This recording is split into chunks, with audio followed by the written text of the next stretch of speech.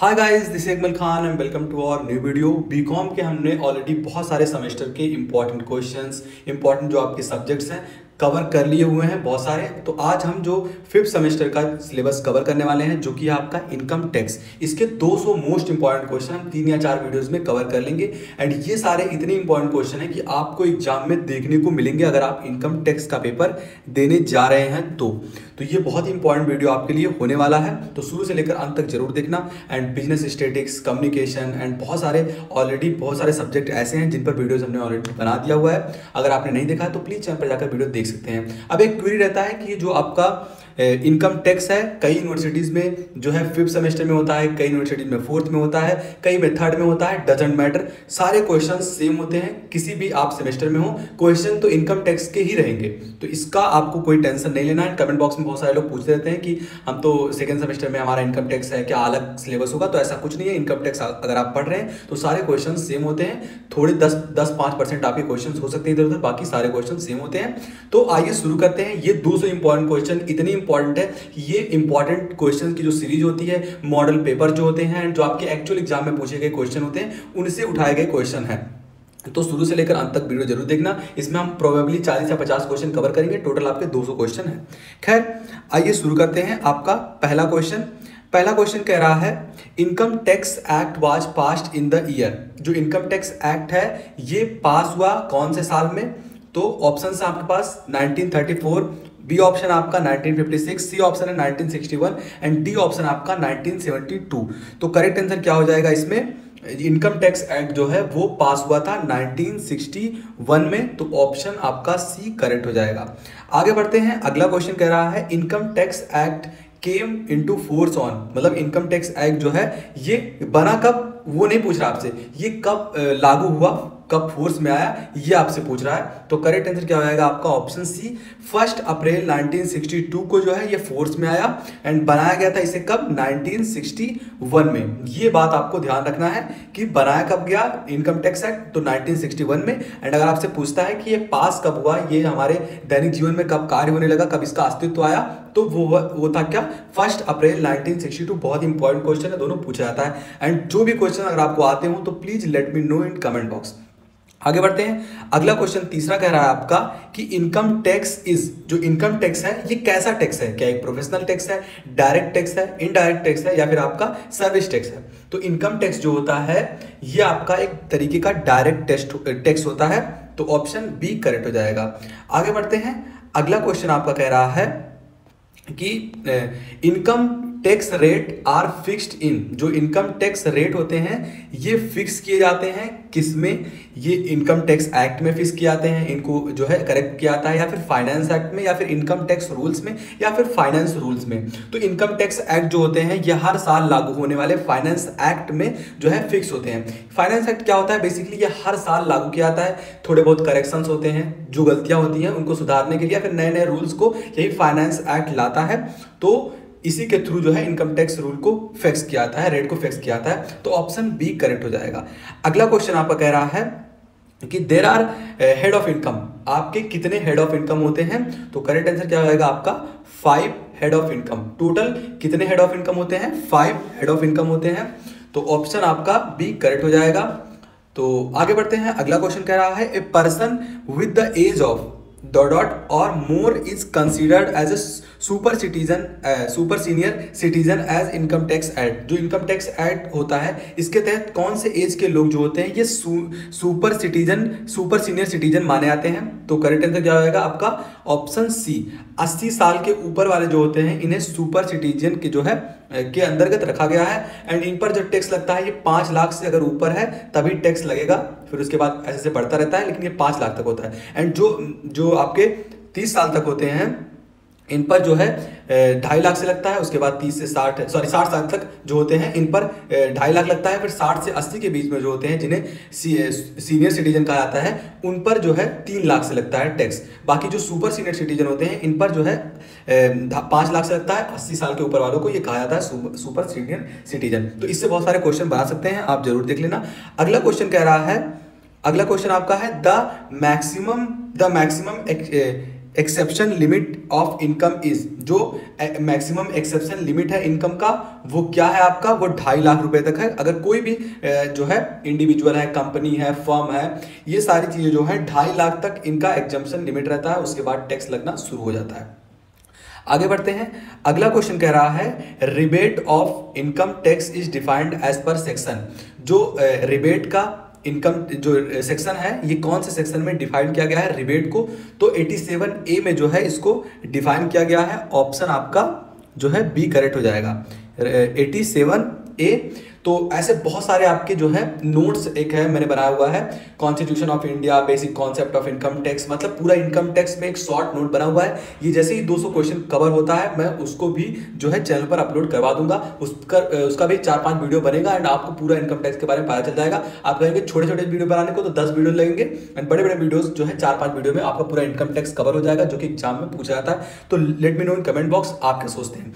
अगला 9th number का question है, कह रहा है कि सेक्शन 29, जो सेक्शन 29 है of income tax deal with, जो 29 है ये किसके साथ डील करता है, तो ये असेसमेंट ईयर के साथ डील करता है। ऑप्शन डी करेक्ट हो जाएगा। एंड जो भी क्वेश्चन आपको आ रहे हो please let me know in comment box and आप लिख देना कि इतने क्वेश्चन हमें ऑलरेडी आ रहे थे, तो बहुत अच्छी बात होगी। अगला क्वेश्चन कह रहा है कि assessment year in the period of 12th month commencing from, किस साल से शुरू होता है, कहां से खत्म होता है। तो आपसे पूछ रहा है assessment year of a period 12 month, जो आपका कमेंसिंग फ्रॉम एवरी ईयर, तो वो किस ईयर से शुरू, किससे शुरू होता है, तो 1 अप्रैल से शुरू होता है एंड 31 मार्च तक जो है आपका ये एंड होता है। तो अगर आपसे कोई पूछता है कि कब से शुरू होता है फाइनेंस असेसमेंट ईयर, तो वो 1 अप्रैल से शुरू होता है, 31 मार्च को जाके खत्म होता है, ये आपको ध्यान देना है। अगला क्वेश्चन कह रहा है when some income is earned in the year is taxed in the same year, when the income earned in an year is taxed in the same year it is called, अगर कोई income एक साल में earn किया जा रहा है और उसी साल में उस पर टैक्स लगा रहा है तो ऐसे इनकम को क्या कहा जाता है। तो आपको यूजुअली पता होगा कि जो इनकम हम अर्न करते हैं, आज की मान लो 2024 चल रहा है, अब इसमें अगर आपने इनकम अर्न किया तो अगले साल में जो है आप इनकम को जो है पेड करते हैं। लेकिन ऐसा कंडीशन बन जाता है कि जिस साल में इनकम आपने कमाया और उसी साल में इनकम को आप जो है उस इनकम पर टैक्स दे रहे हैं, तो उस इनकम को क्या कहा जाता है, तो उस इनकम को जो है एक्सेलरेटेड इनकम कहा जाता है। ऑप्शन जो है आपका सी करेक्ट हो जाएगा। ऐसा कब होता है, जब आपकी कंपनी चालू हो और उसी साल में खत्म हो जाए, मतलब बंद हो जाए, तो ऐसा होता है कंडीशन। या फिर जब आप किसी चीज़ पर मतलब दुकान खोलते हैं मान लीजिए, एंड उस दुकान का जो है रेट जो होता है, ये आपने खोला 10 मार्च को और चला रहे हैं आप, मतलब चालू किया आपने, एक्चुअल अर्निंग किया अगले अप्रैल से चालू किया, तो ऐसे ईयर में भी ये कंडीशंस बनते हैं, तो ये जरूर ध्यान देना आप। अगला क्वेश्चन कह रहा है आपका कि surcharge is levied when the total income exceed, जो सरचार्ज आपका लगता है ये कब लगता है, जब इनकम किससे ज्यादा हो जाता है, 5 करोड़ से ज्यादा हो जाता है, 10 करोड़ से ज्यादा होता है, या फिर आपका 2 करोड़ से ज्यादा होता है, या 1 करोड़ से। तो करेक्ट आंसर क्या हो जाएगा आपका ऑप्शन सी जो है, जब इनकम 1 करोड़ से ऊपर हो जाता है तो उस पर सरचार्ज लगने लगता है।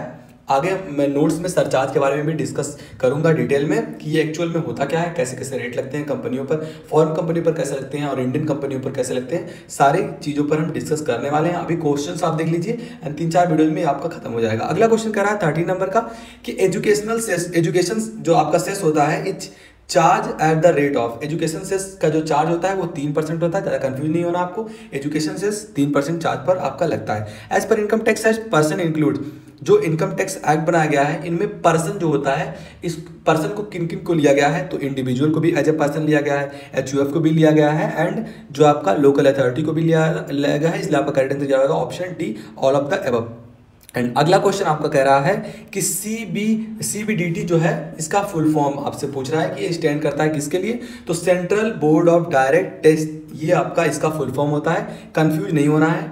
अगर आप ऐसे जो आपके ये क्वेश्चन पूछे जाते हैं शॉर्ट फॉर्म वाले, इसमें आपको सारे ऑप्शंस को नहीं पढ़ना होता है। अगर सारा ऑप्शन आप पढ़ते हैं और उसको याद करते हैं तो ज़्यादा कंफ्यूजन होता है। आपको इसमें बस करेक्ट वाले को पढ़ना है, तो CBDT मतलब central board of direct tax, तो ऑप्शन बी करेक्ट हो जाएगा। अगला क्वेश्चन कह रहा है कि CBDT इज कंट्रोल बाय, जो CBDT होता है ये कंट्रोल किया जाता है, तो ये सेंट्रल गवर्नमेंट के द्वारा कंट्रोल किया जाता है। ऑप्शन ए करेक्ट हो जाएगा आपका। अगला क्वेश्चन कह रहा है to be an ordinary resident in India, अगर आप इंडिया में ऑर्डिनरी रेसिडेंट बनकर रहना चाहते हैं तो एन इंडिविजुअल मस्ट सेटिफाई, तो कुछ कंडीशंस होते हैं, तो उनमें से कह रहा है कि कौन से कंडीशंस को सेटिस्फाई करना होता है। बेसिक कंडीशन होते हैं, एडिशनल कंडीशन आपके होते हैं। तो अगर आप ऑर्डिनरी रेसिडेंट इंडिया में बनना चाहते हैं इंडिविजुअल को, वो जो है वन बेसिक कंडीशन, जो आपका एक बेसिक कंडीशन है, एंड बोथ एडिशनल कंडीशंस को आप पूरा करते हैं तो आप ऑर्डिनरी रेसिडेंट बन जाते हैं अगर आप इंडिविजुअल हैं इन इंडिया में, भारत में। तो ये भी मैं आपको पढ़ाने वाला हूँ, बाकी ये इस तरीके से आप देख सकते हैं। अगला क्वेश्चन कह रहा है company has type of residential status, किसी भी कंपनी के पास जो है 2 टाइप के रेसिडेंटल स्टेटस होते हैं। ऑप्शन ए करेक्ट हो जाएगा। अगला क्वेश्चन कह रहा है a citizen of India who goes abroad for the purpose of employment, कमाने के लिए अब्रॉड गया वो, and he must stay in India in previous year for a least days to become a resident, तो उसे रेसिडेंट बनने के लिए कम से कम कितने दिन रहना चाहिए। तो 19 का आपका करेक्ट आंसर क्या हो जाएगा, 182 डेज उसे मैक्सिमम जो है उसे रहना चाहिए, तभी वो सिटीजन बन पाएगा। तो ऑप्शन डी करेक्ट हो जाएगा। अगला क्वेश्चन कह रहा है आपका 20 नंबर का कि who is assessee in case of HUF, जो आपका हिंदू यूनाइटेड फैमिली होता है, इसमें एसएससी कौन होता है। तो कर्ता जो होता है यही एसएससी होता है, इसलिए ऑप्शन ए करेक्ट हो जाएगा। अगला क्वेश्चन कर रहा है dividend from an Indian company is, जो डिविडेंड होता है इंडियन कंपनी का वो कैसा होता है, फुली टैक्सेबल होता है या कुछ पार्ट इसका टैक्सेबल होता है या फिर फुली एग्जम्प्ट होता है, फुली छूट होता है। तो डिविडेंड फ्रॉम इंडियन कंपनी को जो डिविडेंड देना होता है ये फुली एग्जम्प्ट होता है, कोई टैक्स नहीं देना होता है, फुली एग्जम्प्ट होता है, इसलिए करेक्ट आंसर आपका ऑप्शन जो है सी हो जाएगा। अगला क्वेश्चन कर रहा है expenditure incurred on exempt income is dot as deducted, जो एक्सपेंडियोर है इनकर्ड किया गया है वो जो है डिडक्शन के रूप में फुली अलाउड होता है, पार्टली अलाउड होता है या फिर आपका नॉट अलाउड होता है। तो ये जो होता है नॉट अलाउड होता है, एक्सपेंडियोर इनकर्ड किए जाते हैं, जो एक्सपेंडियोर मतलब खर्च कर रहे हैं ऑन एग्जम्प्ट इनकम, जो एग्जम्प्ट इनकम है ऊपर आप खर्च कर रहे हैं तो वो डिडक्शन के रूप में अलाउड नहीं किया जाता है क्योंकि वो पहले से एग्जम्प्ट है। तो करेक्ट आंसर आपका ऑप्शन जो है सी हो जाएगा।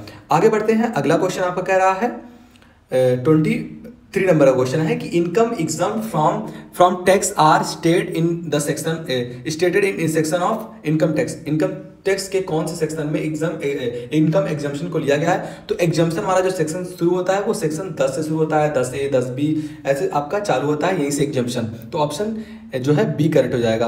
अगला क्वेश्चन करा है income from salary is explained in section, income from salary जो है ये कौन कौन से सेक्शन के बीच में एक्सप्लेन किया गया है। तो 15 से 17 के बीच में जो है इनकम फ्रॉम सैलरी जो कि हेड ऑफ इनकम ये है, इसको एक्सप्लेन किया गया है। ऑप्शन बी करेक्ट हो जाएगा। अगला क्वेश्चन कह रहा है salary is defined as per section, जो सैलरी है ये डिफाइन किया गया है एज पर सेक्शन के जो है कौन से सेक्शन में इसको डिफाइन किया गया है।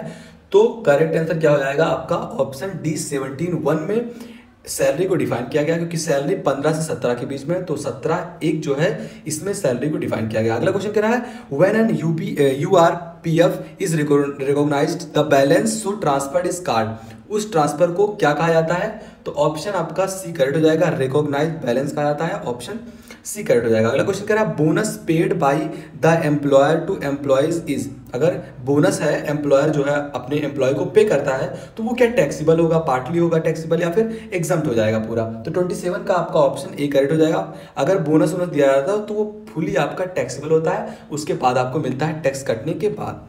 अगला क्वेश्चन कह रहा है gratuity is defined as per section, जो ग्रेजुएटी है ये डिफाइन किया गया है एज पर सेक्शन, ग्रेजुएटी को 10(10) में डिफाइन किया गया है, तो ऑप्शन आपका सी करेक्ट हो जाएगा। अगला क्वेश्चन कह रहा है the highest administrative authority for income tax in India is, सबसे हाईएस्ट अथॉरिटी किसके पास है, CBDT के पास है, ऑप्शन बी करेक्ट हो जाएगा। अगला क्वेश्चन कह रहा है payment made by an employer to employee monthly other than salary discard, अगर कोई एम्प्लॉय को सैलरी दे रहा है, मतलब पेमेंट दे रहा है, अगर उसे सैलरी नहीं कहा जाता है, सैलरी ना कहा जाए तो उसके अलावा उसे जो है क्या दे सकता है एम्प्लॉयर, तो उसे जो है क्या दे सकता है अलाउंसेस, मतलब भत्ते हिंदी में कहते हैं इससे, जैसे घर दे दिया, गाड़ी दे दिया, कुछ मतलब ऐसी चीज़ों को जो है अलाउंस कहा जाता है। इसके बारे में भी हम डिटेल में पढ़ने वाले हैं, तो ऑप्शन बी खैर आपका करेक्ट हो जाएगा।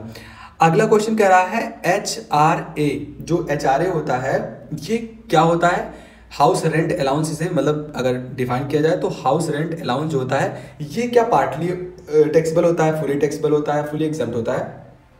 तो करेक्ट आंसर आपका ऑप्शन बी हो जाएगा। जो हाउस रेंट अलाउंस होता है ये पार्टली टैक्सेबल होता है, क्योंकि कुछ सामान आपका भी रहेगा इसमें एंड कुछ जो है जो आपकी कंपनी के मैनेजर होंगे या फिर कंपनी जो होगा वो देगा, इसलिए पार्टली टैक्सेबल होता है एंड ऑप्शन बी करेक्ट हो जाएगा। अगला क्वेश्चन कह रहा है रूल जो है आपका ये किस में एक्सप्लेन किया गया है, explain of transaction of HRS, इसका एक्सप्लेनेशन कौन से जो है कौन से टैक्सेशन में HRS को, हाउस रेंट अलाउंस को जो है एक्सप्लेन किया गया है। तो 32 का आपका जो है ऑप्शन बी करेक्ट हो जाएगा, 2A में डिफाइन किया गया। अगला क्वेश्चन कह रहा है agriculture income in Pakistan is accessible for, वो एसेसिबल है किसके लिए, रेसिडेंट के लिए, नॉट ऑर्डिनरी रेसिडेंट के लिए, नॉन रेसिडेंट के लिए। तो करेक्ट आंसर क्या होगा, ये सिर्फ एग्रीकल्चर इनकम चाहे पाकिस्तान में चाहे इंडिया में हो, रेसिडेंट के लिए जो है एसेसिबल होता है।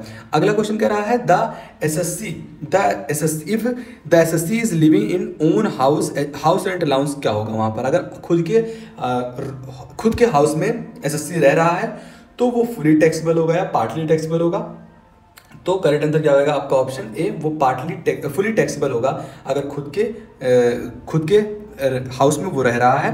तो ऑप्शन आपका जो है ए करेक्ट हो जाएगा। आज का लास्ट क्वेश्चन, क्योंकि वीडियो लंबी ना हो एंड आपको ज़्यादा बोरिंग ना लगे, तो इसके लिए आज का लास्ट क्वेश्चन हम कवर करते हैं। क्वेश्चन कह रहा है entertainment allowance is allowed at a deduction as per section. जो एंटरटेनमेंट अलाउंस है ये इसका जो डिडक्शन है ये कौन से सेक्शन में डिफाइन किया गया है, तो 16(2) में जो है इसको डिफाइन किया गया है। ऑप्शन सी करेक्ट हो जाएगा। तो ये थे हमारे 35 क्वेश्चन जो हमने कवर किया। आपके किसके थे, इनकम टैक्स के, किसी भी सेमेस्टर में आपका पूछ सकता है बीकॉम के। तो आई होप आपको वीडियो पसंद आया होगा। ये सारे इतने इंपॉर्टेंट क्वेश्चन थे कि लगातार ये इसमें पूछे जा रहे हैं एंड इसके बाद 35 या फिर हम 40 ऐसे क्वेश्चन कवर करेंगे। 200 क्वेश्चन तक है। सारे क्वेश्चन कवर करने के बाद आपको लगेगा कि हाँ मैंने इनकम टैक्स के बारे में बहुत सारी चीज़ों को ग्रहण कर लिया है, नॉलेज को ग्रहण कर लिया। तो मिलता है आपसे वीडियो में, तो बाय बाय।